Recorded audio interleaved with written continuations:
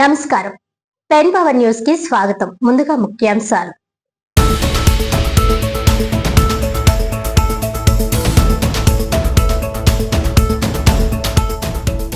స్వచ్ఛమైన పరిశుభ్రమైన కాకినాడ నిర్మాణానికి ప్రజలు భాగస్వాములు కావాలి. కాకినాడ నగరపాలక సంస్థ కమిషనర్ ఎన్వివి సత్యనారాయణ.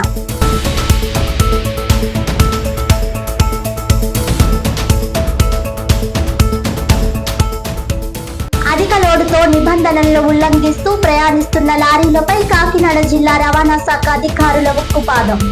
జిల్లా వ్యాప్తంగా 65 టిప్పర్ లారీలను సీజ్ చేసినట్లు వెల్లడించిన ఉప రవాణా శాఖ కమిషనర్ శ్రీధర్.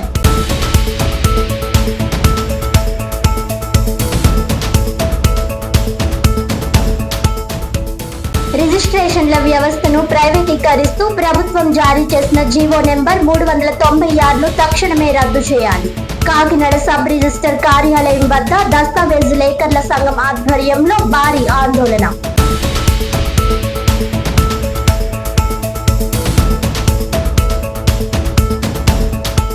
ఇక డీటెయిల్స్ చూస్తే, అధిక లోడుతో నిబంధనలు ఉల్లంఘిస్తూ ప్రయాణిస్తున్న లారీలపై కాకినాడ జిల్లా రవాణా శాఖ అధికారులు ఉక్కుపాదం మోపారు. జిల్లా వ్యాప్తంగా 65 టిప్పర్ లారీలను సీజ్ చేసినట్లు జిల్లా ఉప రవాణా శాఖ కమిషనర్ శ్రీధర్ తెలిపారు. రోడ్డు ప్రమాదాల నివారణకు చేపడుతున్న చర్యలను ఆయన మీడియాకు వివరించారు. కాకినాడలో నిర్వహించిన మీడియా సమావేశంలో జిల్లా ఉప రవాణా శాఖ కమిషనర్ శ్రీధర్ మాట్లాడుతూ అధిక లోడుతో వెళ్తున్న 65 టిప్పర్ లారీలను సీజ్ చేసినట్లు తెలిపారు. మద్యం సేవించి వాహనాలు నడిపే డ్రైవర్లపై క్రిమినల్ కేసులు నమోదు చేసి వాహనాలను స్వాధీనం చేసుకుంటున్నామని చెప్పారు. జిల్లాలోని 1652 స్కూల్ బస్సులను తనిఖీ చేసి నిబంధనలు పాటించని మరియు కనీస సౌకర్యాలు లేని బస్సులకు నోటీసులు జారీ చేసినట్లు వెల్లడించారు. అతి వేగంగా ప్రయాణించే సరైన పత్రాలు లేని వాహనాలపై కూడా చర్యలు తీసుకుంటూ యజమానులకు కౌన్సిలింగ్ నిర్వహిస్తున్నామని పేర్కొన్నారు. రోడ్డు ప్రమాద బాధితులను ఆసుపత్రికి చేర్చిన వారికి 15,000 రూపాయల ప్రోత్సాహకాన్ని అందిస్తున్నామని, అయినప్పటికీ ప్రమాదాల సంఖ్య తగ్గకపోవడం ఆందోళనకరమని అన్నారు. వాహనదారులు ట్రాఫిక్ నిబంధనలు పాటిస్తూ ప్రమాదకర మలుపుల వద్ద అప్రమత్తంగా ఉండాలని, అలసట లేదా ఒత్తిడిలో డ్రైవింగ్ చేయవద్దని సూచించారు. ప్రమాదం ఒక వ్యక్తికే కాదు, ఒక కుటుంబానికే తీవ్ర నష్టం కలిగిస్తుంది ఆయన పేర్కొన్నారు. ఈ కార్యక్రమంలో రవాణా శాఖ అధికారి మురళీకృష్ణతో పాటు ఇతర అధికారులు పాల్గొన్నారు. దీంట్లో భాగంగా మనం ఒక జిల్లా వ్యాప్తంగా ఈ 2 రోజుల్లో ఒక 60 నుంచి 65 వాహనాలు మనం క్రమరాహిత్యాన్ని గుర్తించి సీజ్ చేయడం జరిగింది. కాకినాడలో 11 వాహనాలు ఓవర్లోడ్ తీసుకెళ్ళినాయి. మరి అదేవిధంగా కత్తిపూడి, మరి ఈ కోటనందూరు, మరి తుని, తొండంగి ఈ ఏరియాలో ఎక్కడైతే మైనింగ్ యాక్టివిటీస్ ఎక్కువ ఉన్నాయో ఆ ఏరియాలో మరి ఒక 10 పైన వెహికల్స్ సీజ్ చేయడం జరిగింది 2 రోజుల్లో. ఇట్లా ఏంటంటే ఓవర్లోడ్ కింద తీసుకెళ్తున్న వాహనాలు మరి రమారమైన ఒక్కొక్క టిప్పర్లో 12 టన్నులు, 10 టన్నులు, 9 టన్నులు, 12 టన్నులు ఇట్లా ఓవర్లోడ్ క్యారీ చేస్తున్నట్టుగా ఐడెంటిఫై చేశాం. వాటికన్నా మరి ఒక 20 లక్షల రూపాయలకి ఫైన్లు ఇంపోజ్ చేయడం జరిగింది. దీంతో పాటు మరి వాళ్ళు సేఫ్టీ నామ్స్ అయిన ఈ రేడియం స్టిక్కర్స్, దాంతోపాటు మరి వాళ్ళకున్న సేఫ్టీగా ఉండే మిగతా ఆస్పెక్ట్స్, డ్రైవింగ్ లైసెన్సెస్, తర్వాత మేజర్గా ఏంటంటే ఈ లోడ్ క్యారీ చేసేటప్పుడు ఈ అన్ని యూజర్స్ వెనకాల వచ్చే వాళ్ళకి ఇబ్బంది లేకుండా మరి వాటికి టార్పాలిన్స్తో కవర్ చేయాలి. అలాంటి చేయడం ఒక 30 వాహనాలని వీటిని మరి కేసులు బుక్ చేయడం జరిగింది. అంటే ఇది ఈ ఒక్కరోజే చేస్తామా, ఇంకా ముందు చేయమని కదా, నిరంతర ప్రక్రియ. ఈ రవాణా శాఖలో మనకు అన్నిటికీ కూడా ప్రతి జిల్లాలో ప్రతి ఒక్కళ్ళకి రెవెన్యూలో టార్గెట్స్ ఇస్తారు. అవి కేటగిరీ వైజ్ ఉంటాయి. అందులో ఎన్ఫోర్స్మెంట్ అనే ఒక రెవెన్యూ టార్గెట్ ఉంటుంది. ఇది మరి కిందటి సంవత్సరం అయితే మనకి 7,20,00,000 ఇచ్చారు. మనం 10 కోట్ల వరకు రాసాం. ఈ 10 కోట్లలో కూడా ఎక్కువగా ఇంట్లో కంట్రిబ్యూషన్ కేసులు రాసినట్లు ఎక్కువగా లారీలు ఉంటాయి. అదే ఈ సంవత్సరం వచ్చాడు 13,30,00,000 ఇచ్చారు. దీనికి కానీ మరి ఈ త్రైమాసికం అంటే ఏప్రిల్, మే, జూన్ మాసానికి కానీ 3,30,00,000కి మనం ఆల్రెడీ 3,40,00,000 100% స్ట్రైక్ రేట్తో రాయటం జరిగింది. వీటిలో కూడా మరి చూస్తే ఇదే విధంగా బస్సులు, ఈ గూడ్స్ క్యారియర్స్ ఇవే ఎక్కువగా ఉంటాయి. మరి ఇంత రాస్తున్నా, ఇంత అమౌంట్ మనం ఫైనలైజ్ చేస్తున్నా కూడా వాళ్ళ బిహేవియర్లో తేడా రావట్లేదు. మనం కేసులు అయితే రాస్తాము, మనం మోటార్ వాహన చట్టం కింద కొన్నాళ్ళు డిటైన్ చేస్తాము, తర్వాత కోర్టు ద్వారా కానీ ఫైన్లు కట్టడం ద్వారా కానీ వాహనాలు తీసుకెళ్తున్నారు. అదేవిధంగా మరి మీరందరూ కూడా చూశారు, కత్తిపూడి దగ్గర మన ఎంట్రీ పాయింట్లో ఒక 20 రోజులు కాన్స్టెంట్గా మరి సీసీ బస్సుల మీద డ్రైవ్ చేశాము, తర్వాత రెగ్యులర్గా డ్రైవ్ చేశాము. ఈ నెలలో ఇది మరి దగ్గరగా 60 కేసుల దాకా రాశాము. దగ్గరగా మరి 10 లక్షల రూపాయల పైసలకు ట్యాక్సుల రూపంలో కానీ కంప్లైంట్. ఇన్ని రాస్తున్నా కూడా ఈ యాక్సిడెంట్స్ గ్రోత్ అనేది ఏమీ పెద్దగా చేంజ్ లేదు. కింద సంవత్సరం మే నెలలో మరి జూన్ నెలలో 70 యాక్సిడెంట్లు అయితే ఈ సంవత్సరం కూడా 70 యాక్సిడెంట్లు అయితే మరి డెత్స్ అయితే మరి ఒక 15 తగ్గినాయి. మరి కిందసారి 48 ఉంటే ఈసారి 34 వచ్చింది. కానీ ఇంజురీస్ మరి 15 ఇంజురీస్ పెరిగినాయి. దీని ద్వారా ఎక్కడ కూడా మరి ఎంత చేసినా కూడా వీటిల్లో పెద్దగా యాక్సిడెంట్స్లో పెద్దగా మార్పు రావట్లేదు. అంటే డ్రైవర్ బిహేవియరు ఇక్కడ చేస్తున్న వీటిలో చేస్తున్నవి అంత అనుకున్నంతగా మనం ఎంత చెప్పినా కూడా వాళ్ళలో మార్పు రావట్లేదు.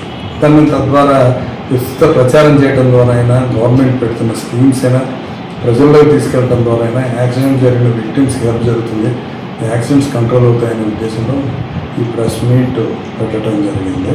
దీంట్లో ఏంటంటే ఈ కేసులు రాయడం ఒక ఎత్తు అయితే, యాక్సిడెంట్ జరిగిన వాళ్ళని మనం నియరెస్ట్ హాస్పిటల్స్ చేర్చే వాటిని రహవీర్ అంటారు. ఈ రహవీర్ లేని ఉండే వాళ్ళకి 25,000 రూపాయలు మరి కేంద్ర ప్రభుత్వ ఆదేశాల మేరకు రవాణా శాఖ ద్వారా మరి ప్రైజ్ మనీ ఇవ్వడం జరుగుతుంది. వాళ్ళ పని ఏంటి, రహవీర్ పని ఏంటంటే ఎక్కడైనా యాక్సిడెంట్ జరిగింది, యాక్సిడెంట్ విక్టిమ్స్ వాళ్ళు చూస్తుండగా ఉంది, వాళ్ళ దగ్గర ఉండి వాళ్ళు నియరెస్ట్ హాస్పిటల్కి తీసుకెళ్ళడం కానీ, సమాచారం అందించే హాస్పిటల్లోనే వాళ్ళని గోల్డెన్ అవర్లో కనుక తీసుకెళ్ళగలిగితే అలా తీసుకెళ్ళిన వాళ్ళకి 25,000 రూపాయలు క్యాష్ అవార్డు ఇస్తారు.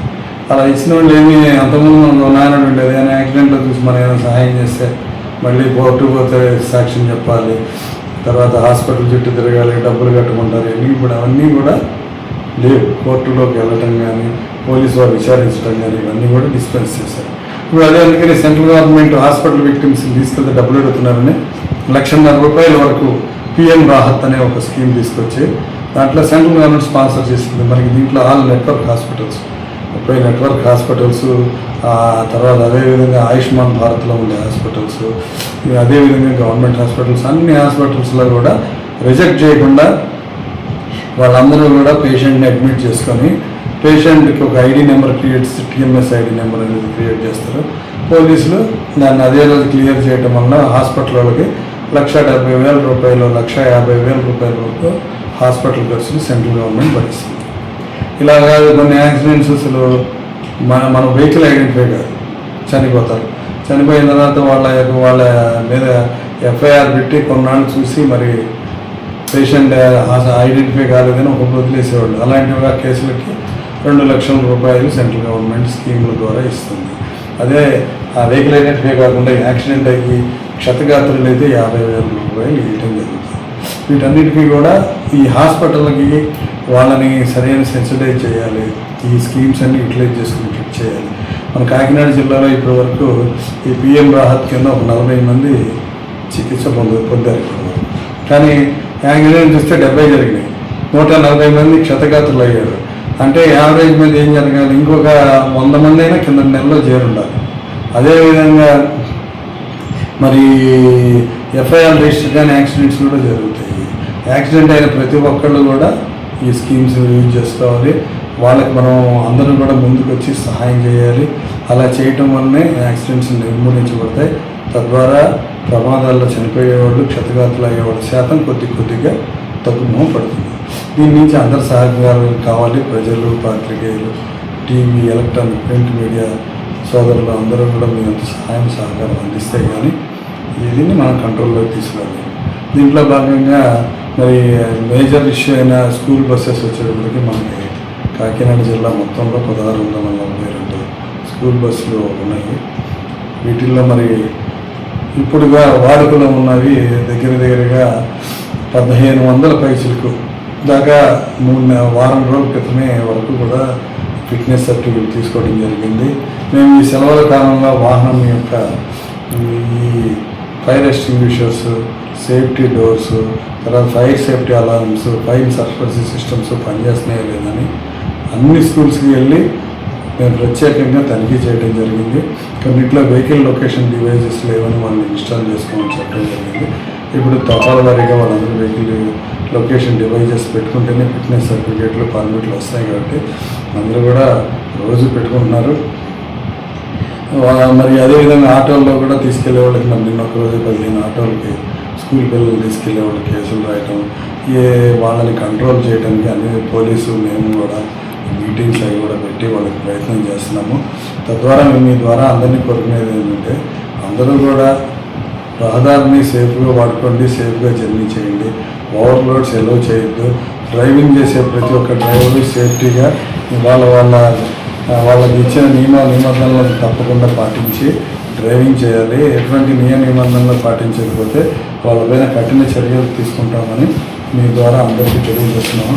ఇప్పుడు ఇందాక మన స్కూల్ బస్సులు మాట్లాడుకుంటే మరి మొత్తం 1642 గాను 1630 మరి ఈ రోజుకి ఎఫ్సీలు అవటం జరిగింది, ఫిట్నెస్లు ఇవ్వటం జరిగింది. కాబట్టి మీరందరూ ద్వారా కూడా నేను కోరుకునేది ఒకటి, యాక్సిడెంట్ ఫ్రీ సొసైటీ డెవలప్ కావాలి. అలా యాక్సిడెంట్ అయినా మన నోటీస్లో ఉంటే వాళ్ళకి ఖచ్చితంగా సహాయం చేయాలి. మరి టైమింగ్ కనుక హాస్పిటల్లో కనుక చేరిస్తే డబ్బులు ఖర్చు కావు. సెంట్రల్ గవర్నమెంట్ స్కీమ్ ప్రకారంగా అందరికీ కూడా కలెక్టర్ గారి అష్యూరెన్స్ ఉంది. దీనికి కలెక్టర్ గారికి డబ్బులు పే చేస్తారు. కలెక్టర్ గారికి నిధి ఏర్పాటు చేశారు, దాని ద్వారా వచ్చే డబ్బులు అందరికీ కూడా పే చేయడం జరిగింది.